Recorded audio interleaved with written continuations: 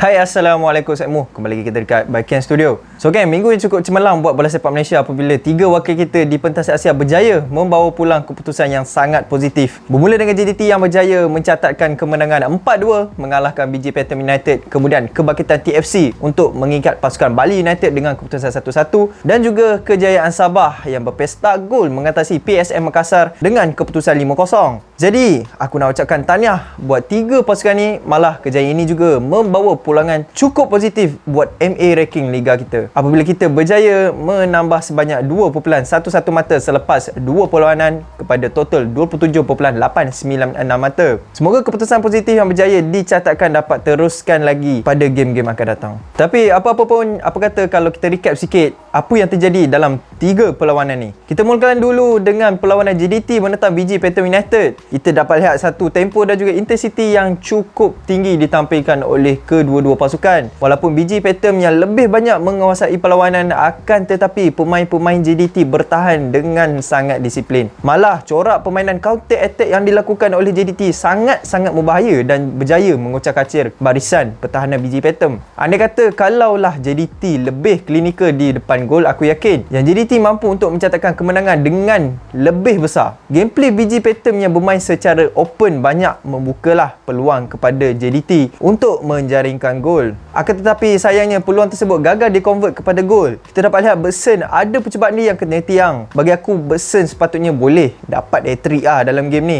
tapi mungkin bukan rezeki dia untuk dapat lebih dari 1 gol. Dan aku cukup tertarik melihat aksi Arif Aiman yang beraksi dengan sangat cemerlang dalam game ni. Malah beberapa gerakan yang dilakukan oleh Arif Aiman berjaya untuk membuatkan pertahanan BG Pathum tak senang duduk lah. Kejayaan dia untuk skor 2 gol dalam game ni adalah satu pulangan yang cukup cemerlang buat Arif Aiman. Dan juga jangan terkejutlah kalau prestasi Arif Aiman ni dah berjaya untuk menarik perhatian klub-klub besar di luar sana. Secara overall, BG Pathum yang lebih banyak menguasai possession, tapi JDT lebih dominan dalam melakukan attacking. Dengan ini, JDT berjaya berada di tangga kedua kumpulan berkongsi 3 mata dengan Ulsan dan ketinggalan 3 mata di belakang Kawasaki. Next, kita ke perlawanan TFC menentang Bali United. Aku boleh nampak untuk first half, tempo game agak sedikit slow dan membosankan di mana kedua-dua pasukan bermain agak berhati-hati. Malah TFC yang lebih banyak menguasai game dan beberapa kali melakukan shot ke arah gawang Bali United. Bila masuk second half, kita boleh nampak tempo permainan telah ditingkatkan dan game menjadi lebih laju. Malah tak didugalah apabila Bali United yang terlebih dahulu berjaya menjaringkan gol walaupun TFC yang lebih dominan. Masalah utama TFC dalam game ni adalah ketumpulan pada bahagian serangan mereka, di mana Adisak gagal memainkan peranan selaku penyerang utama dalam game ni.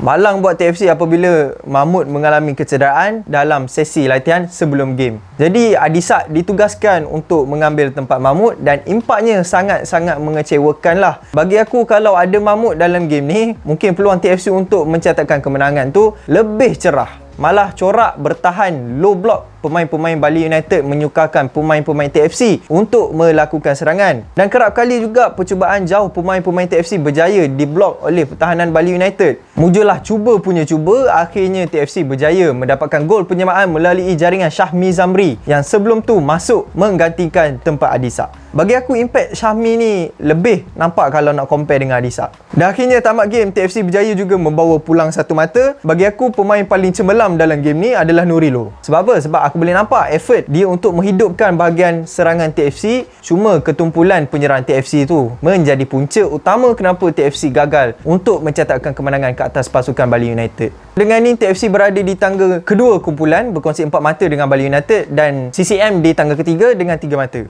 Yang terakhir, perlawanan Sabah menentang PSM Makassar.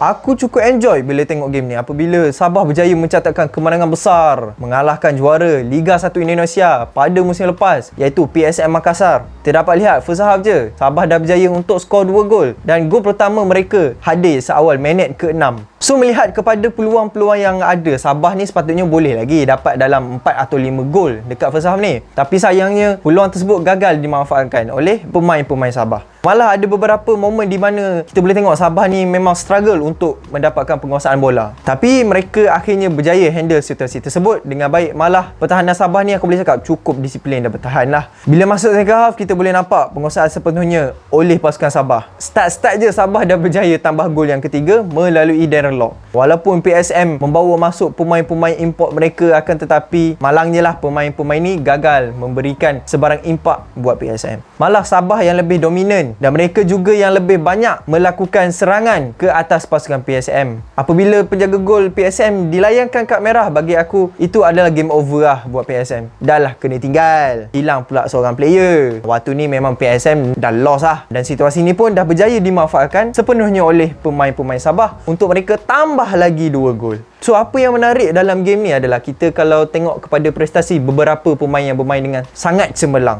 Paling best aku boleh cakap Sadir Ramdhani, di mana dia berjaya untuk menyumbangkan 3 assist, termasuklah 1 hadiah kad merah kepada keeper PSM. Sadir dalam game ni memang unstoppable, laju, lincah, dan dia punya passing pun memang on point. Tak lupa juga pemain-pemain seperti si Fuentes yang juga beraksi dengan sangat baik dalam game ni, dapat juga dia assist 1 gol. Dan Darren Lock yang sekali lagi berjaya skor 2 gol, menjadikan total sebanyak 4 gol untuk beliau dalam Piala AFC ni. Dengan ini Sabah berada di tangga pertama kumpulan dengan 6 mata, 3 mata di hadapan Hogeng dan Haiphong. Jadi geng, apa pandangan korang mengenai 3 game ni? So macam biasa, boleh komen dekat bawah, okay? So itu saja segmen untuk video kali ni. So aku harap semua boleh like, subscribe, share and komen. So kita jumpa untuk next video. Assalamualaikum. Peace.